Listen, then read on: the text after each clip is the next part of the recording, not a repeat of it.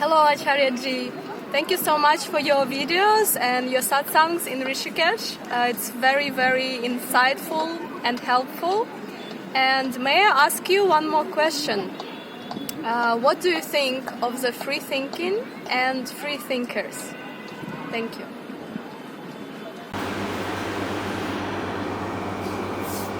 Acharya ji, this question that Ines from Russia has put up is very relevant to me as well.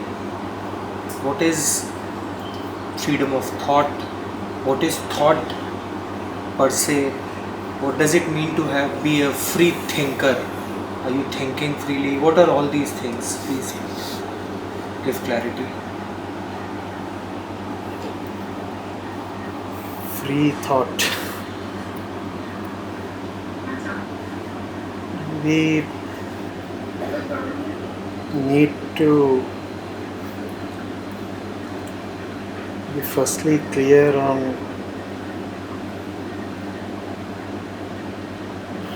what the thinker is and hence what the thought is, before we talk of free thinking or free thought. You see, from your observation,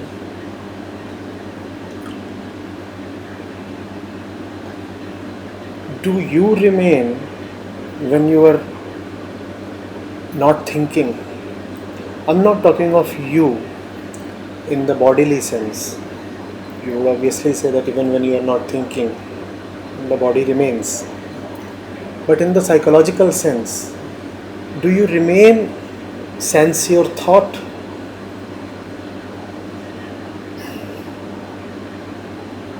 When you are deeply meditative or when you are in deep sleep or even in deep ecstasy, do you remain in the psychological sense? What do you mean by remaining? Who are you? When do you say that you are? Things are happening when there is movement, both physical and mental. When do you say that you exist? How do you know you exist? When I think, feel, emote, Descartes very famously said, I think, therefore I am. Right.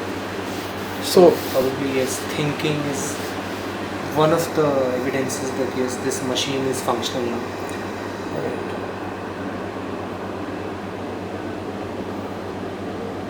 So, what is then the purpose of thought?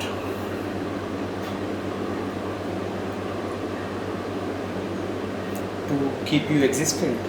To keep you existent in the psychological sense. And meanwhile also resolve certain conflicts, Conflict, help in decision making. conflicts to whom? Who is the conflicted one? The one who is thinking. The one who is thinking. So the purpose of thought then, as you said, is to defend the thinker. The purpose of thought then is to provide assistance to the thinker. Or is it not? Yes, it's kind of a tool a thinker has in their hand. The thinker has in their hands. Because as you said, the thinker is facing a conflict and thought comes to the rescue. Right? So thought then is a problem solving mechanism. Or in a slang kind of way, you could say thought is a sidekick to the thinker. And who is the thinker? Thinker is, I'm asking you, is not thinker the feeble one who continuously requires the assistance of thought? Does thinker exist without thought?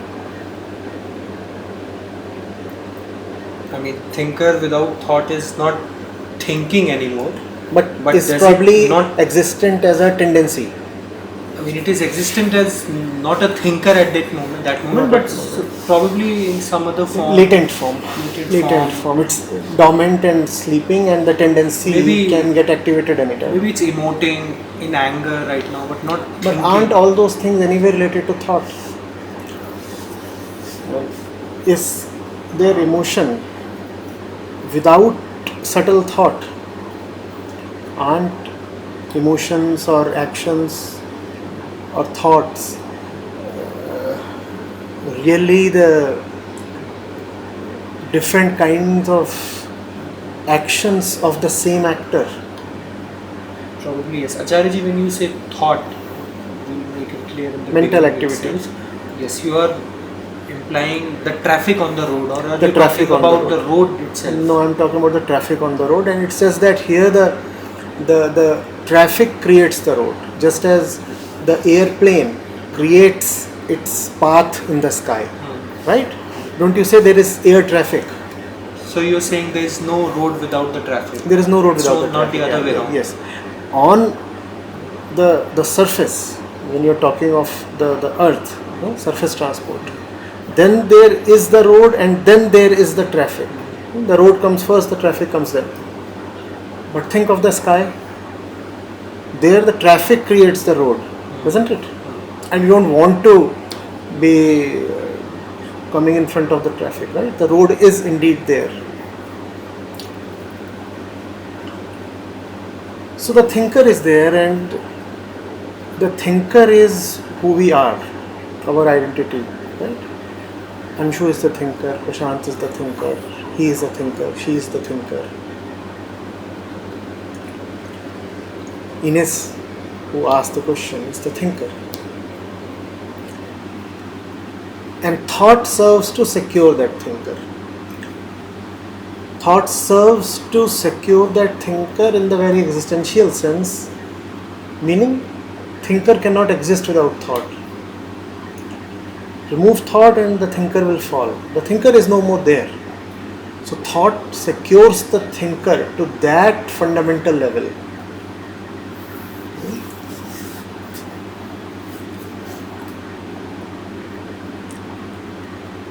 And the thinker, you want to call him a free entity.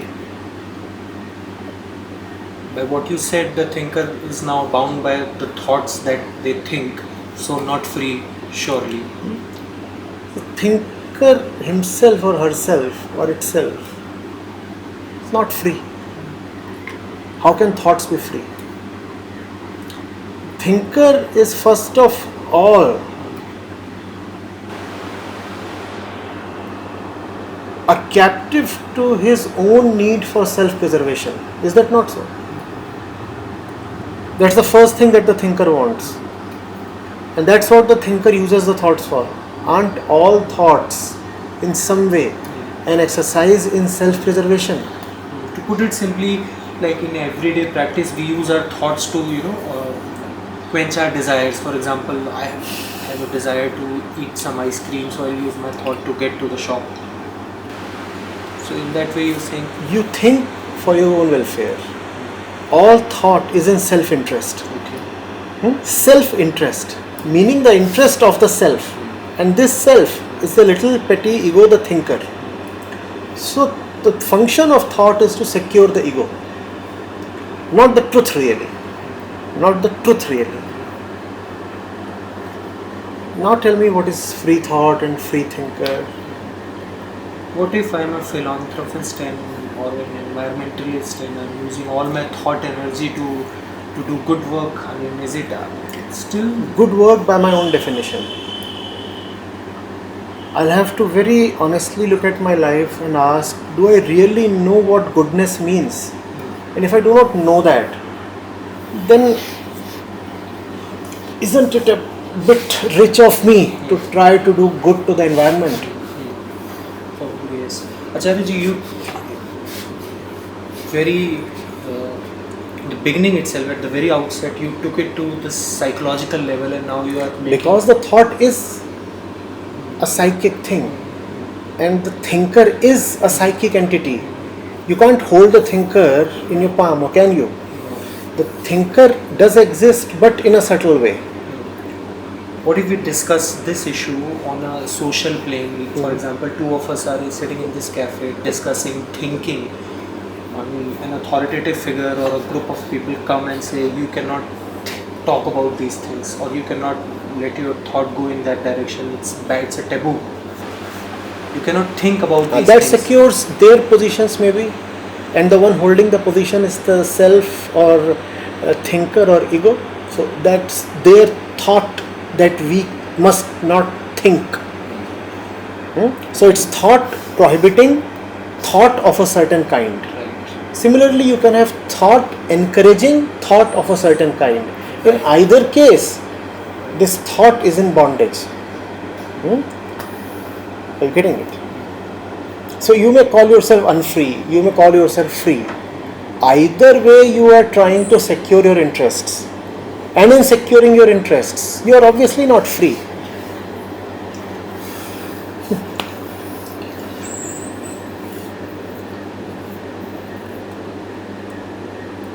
Thinking about or trying to fulfill one's interests,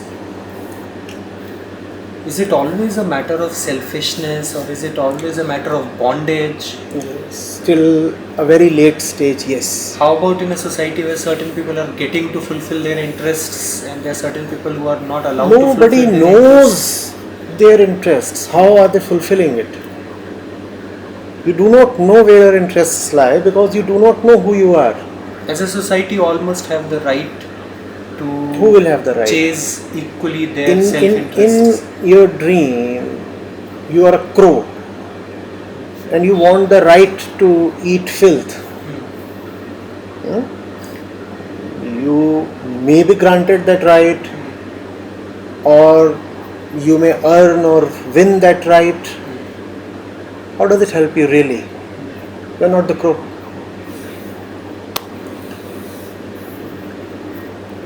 Acharya-ji, you attack superstitions, you attack all those forces in society which bind the human mind.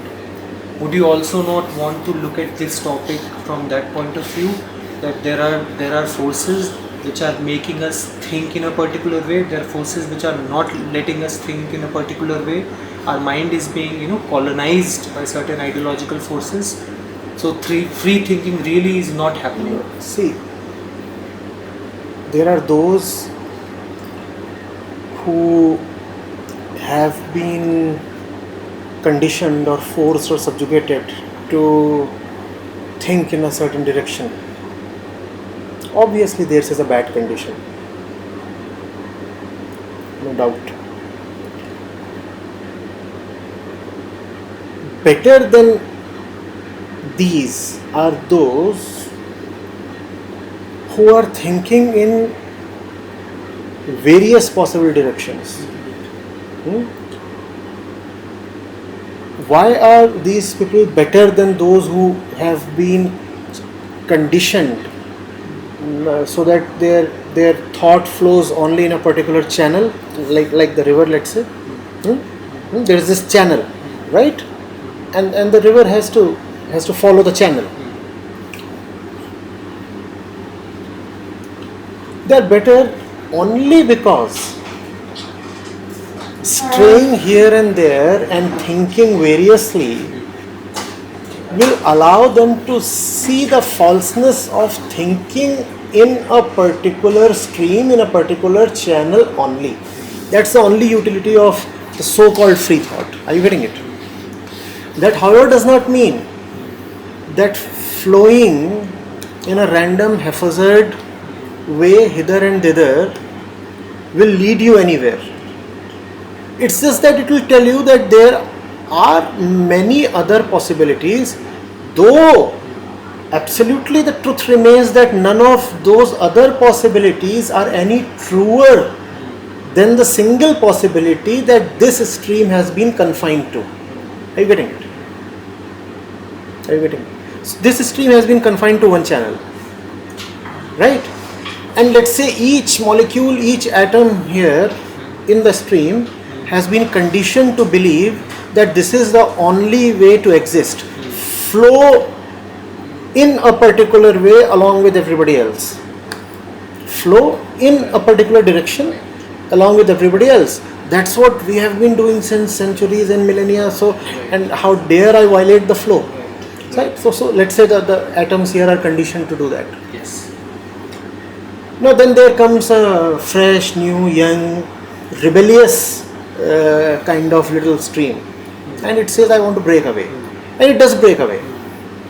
It breaks away and explores the various topographies and territories this way, that way, whatever way, and it inspires many other little streams to break away from the parent flow. Free thinking stream. Free thinking streams. Now, none of them will be able to fly any more than this stream is able to fly. None of them. None of them at all. Right? It's just that those streams will break free of at least one superstition, which is that this is the only way. This they will realize that this is not the only way. They will come to know that there are many other ways of flowing. But they must also remember that none of those ways are any truer than this particular way, because all of those ways are just ways of thought, and thought exists just to secure the false ego. And this kind of humility the free thinker must have. Right. So the so-called free thinking is better than bigoted or dogmatic and channelized thinking. But I repeat, it is no closer to the truth than the worst superstition. I know I'll be challenged on that, Yes. but I want to be. I want. Will the conditional possibility of the vein, of the stream that has now taken a different path, possibility of that stream flying won't be more? Yes, that's the only utility. Provided the renegade stream, this breakaway stream, does not start taking itself too seriously.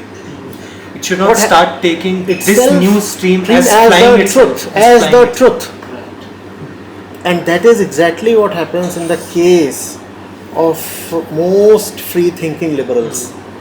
Right? They think that by flowing in a direction opposite to or different from the conventional direction, they are standing at some kind of a sacred and elevated position, which is not true at all. Not true at all. So, what I have understood up till now, Chariji, is that it's so easy to say that a slave cannot think freely, cannot even move freely, needs to have freedom of thought and expression. And when people say that the slave is bounded, what you are saying is that the slave is bounded, but the master also is bounded. It appears that the master has freedom of thought, master can do whatever they wish. But The one who takes himself as the master is not any more free than the slave, because it is quite fashionable among in free thinking circles to consider themselves just a little bit more liberated, at least just a little bit more liberated than the masses. Look at the term woke. The masses are supposed to be asleep. We are woken up. I refute that. The masses are indeed sleeping, but so are the ones who call themselves woke.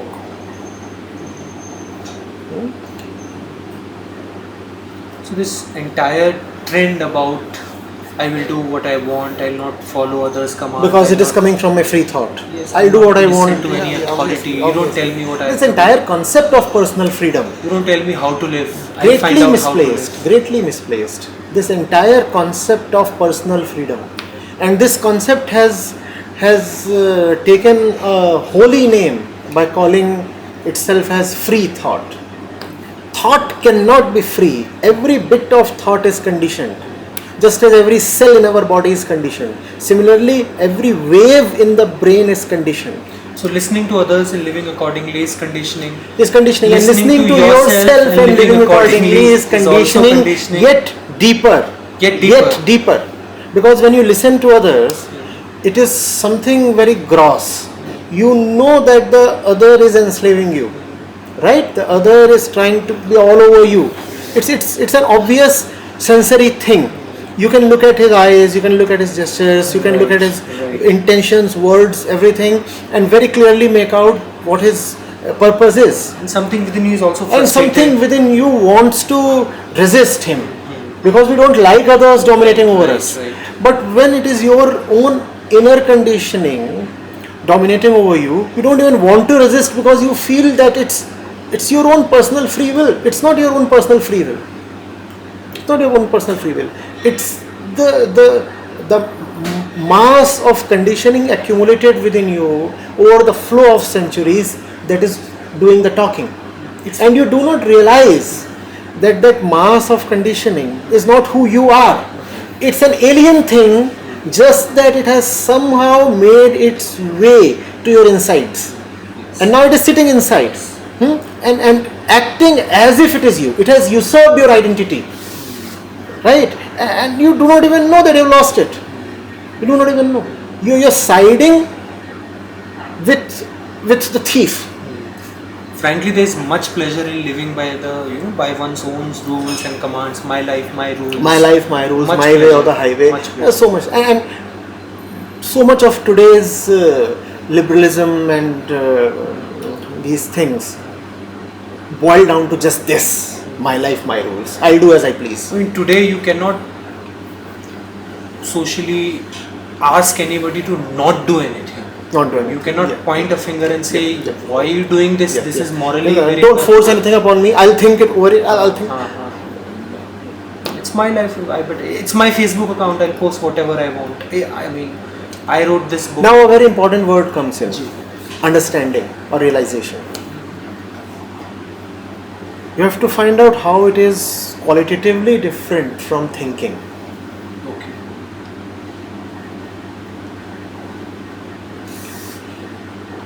Thought is noise. Thought is a lot of words. You really cannot think without the noise that those words produce. Noise and heat and clutter.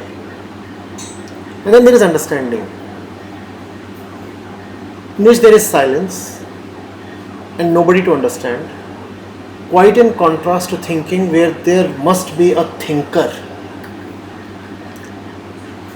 Understanding proceeds sans an agency. Now this is something that thought will never appreciate. Never. Thought recoils at such a possibility.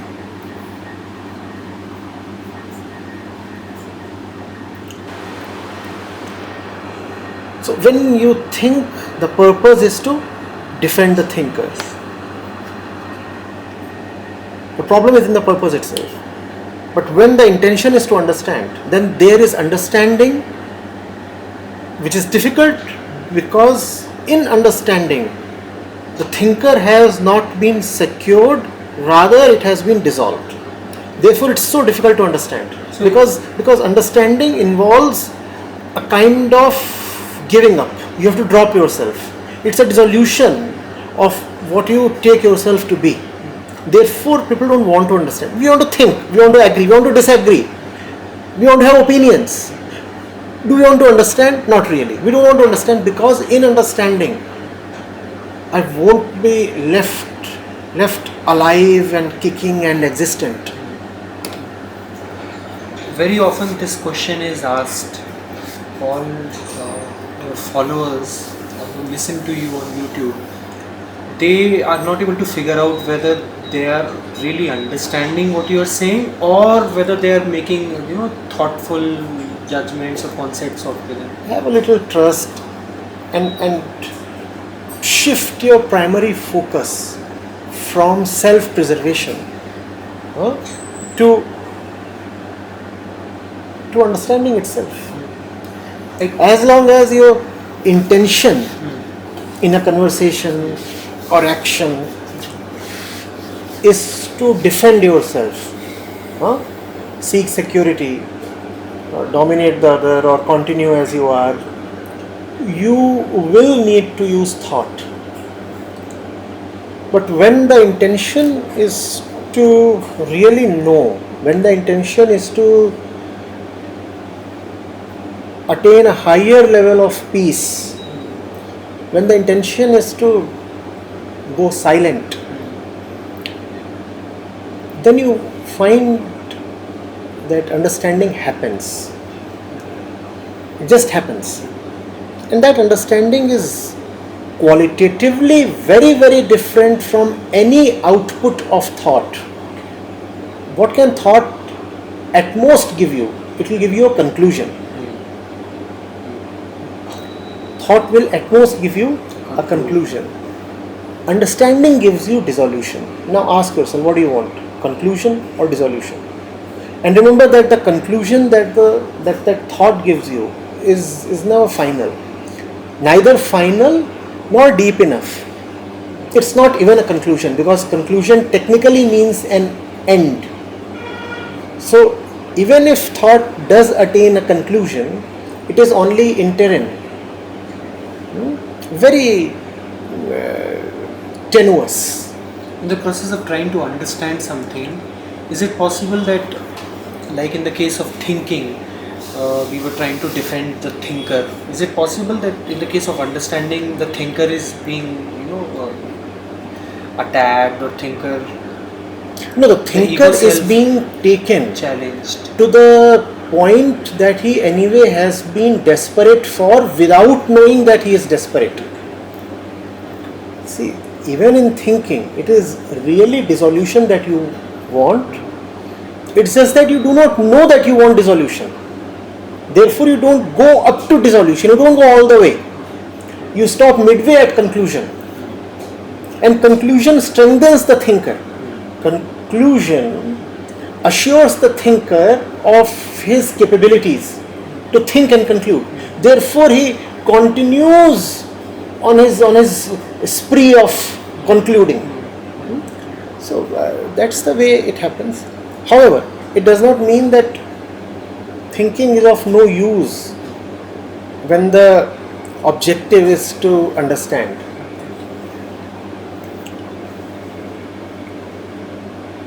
Think, but know the limits of thinking. Till a point, thought helps.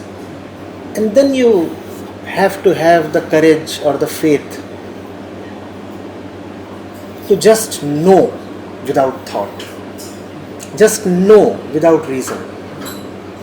If you don't have that courage, then the maximum that you will attain is intellectual conclusions.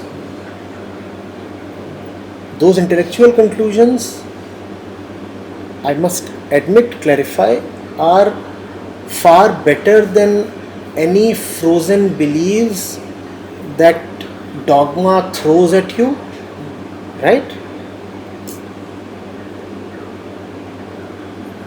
But dimensionally, whether it is a dogma coming from religion or convention, or it is a conclusion coming from intellectualization of an issue, dimensionally these two are the same. Though in the same dimension, there is a difference of degree. Yes.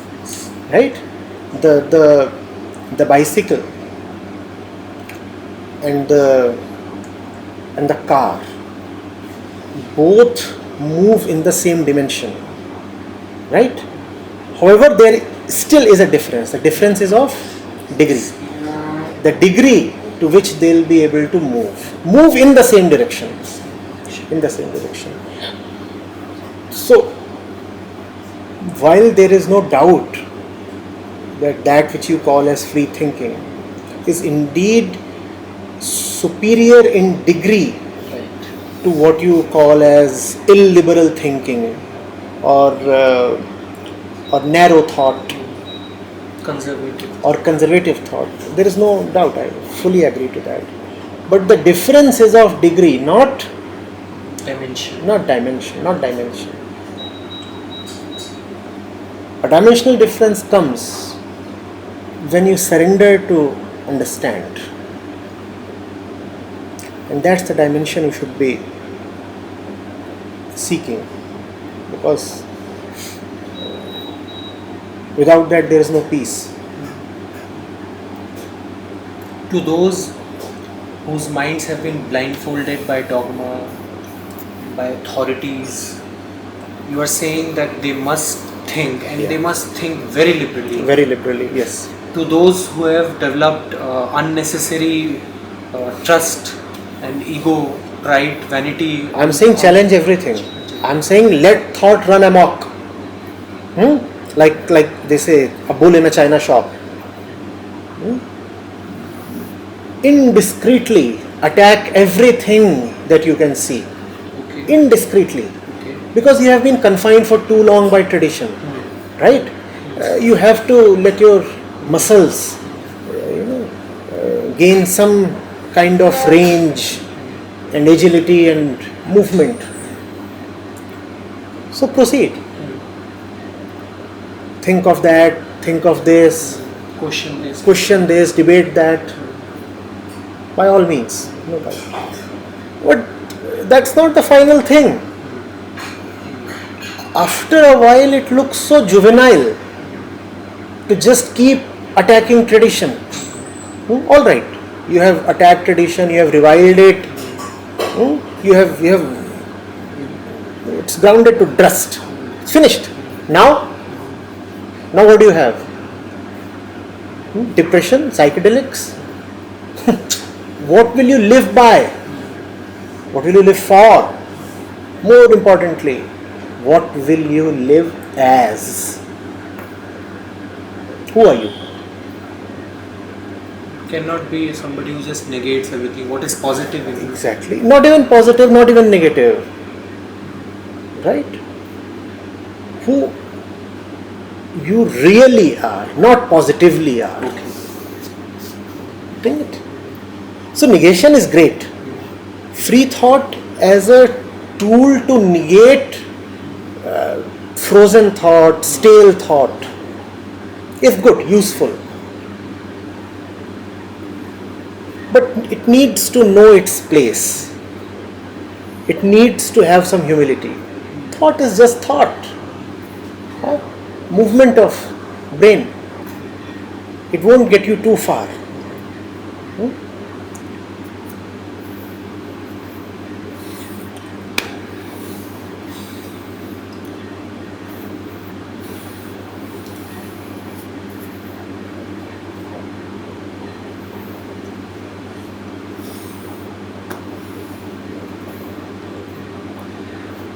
Acharyaji, today, do you think that a revolution is needed where we are questioning this free thinking approach? Like centuries ago, there was a revolution which attacked the authorities of the outside. Not too many centuries ago, just 3 centuries ago. Yeah. So they attacked the authorities of the outside. Today, do we? And we are suffering the pernicious effects of its unchecked domination on the human mind. We are suffering without a doubt. Look at all the problems of today's world. I'm talking about the cataclysmic issues. Climate change, overpopulation, extinction of species. They are all coming from this unbridled freedom that man has arrogated himself. I'm free to do as I please. I am the authority. I am the center of this universe. I exist for my own sake. If you will look at what has brought unprecedented devastation to the world today, it is this kind of enlightened approach. Post the intellectual enlightenment. So now has come the time to seriously challenge it, and challenge it in as vigorous a way as the European, the French intellectuals challenged it. So now is the time to move to a higher enlightenment.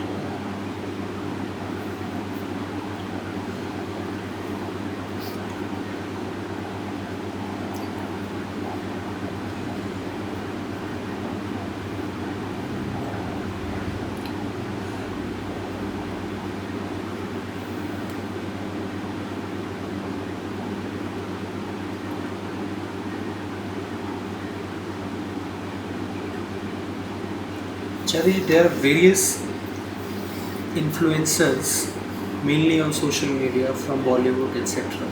And there's a trend that I have seen. They label themselves as free thinkers, and what they would do is they would pick up instances from not so privileged parts of India, and they would pick up instances and events, and they would propagate, and they would say that these people must have the freedom to think, the freedom to do what they wish to do, and they would really show activism for them. One thought that I had was, is it not that in their disguise to really give them free thought, they are in a way saying that, I mean, make me also have this free thought, because they don't really Some need kind free of, thought. of white man's burden. Yes. We are your saviors. Yes. Huh? We are your saviors. Ego. One must have an alibi to establish his superiority. No?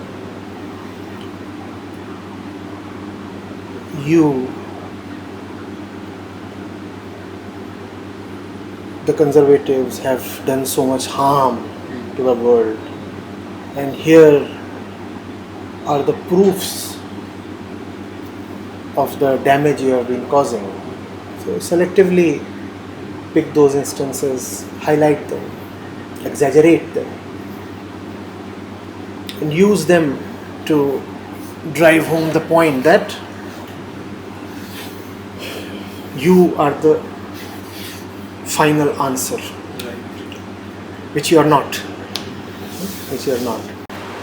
Two wrongs don't make a right, or do they?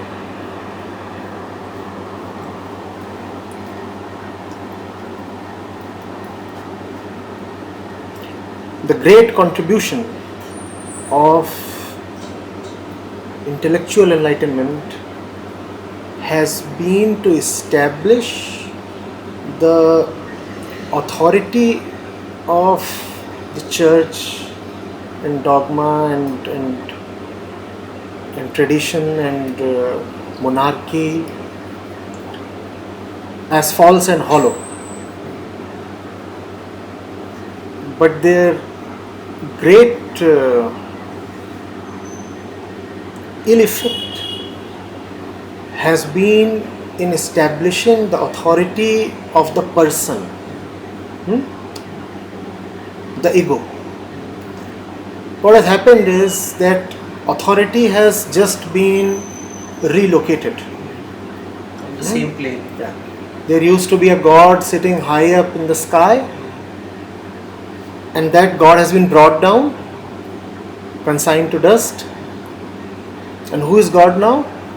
The ego is God.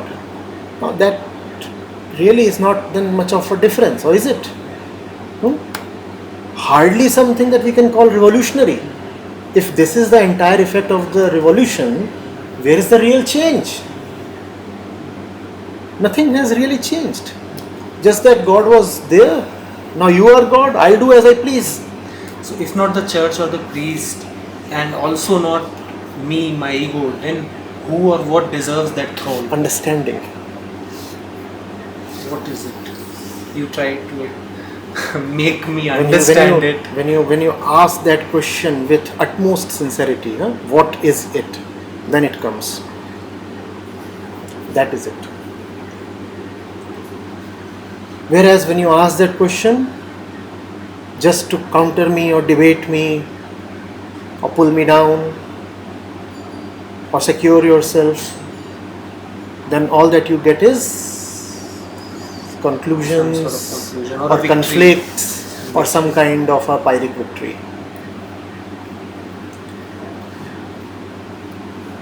The intention with which the mind is starting is what matters. Yes, the intention. The ego must have the intention to know and go beyond itself, and in that lies its redemption.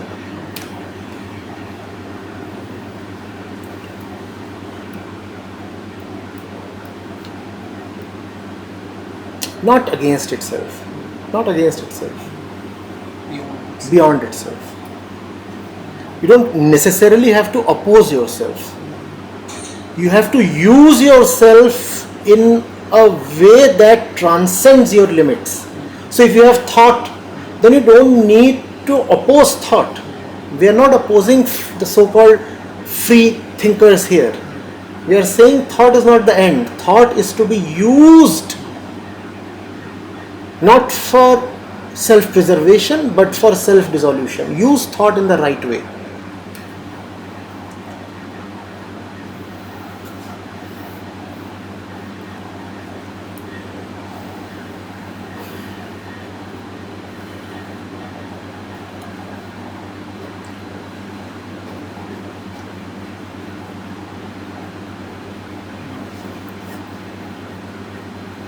Ines has definitely got much more than what she would have expected. I humbly hope so.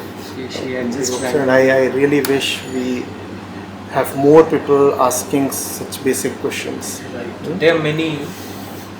We have to manage things and get them pushed. Rishikesh has always been good.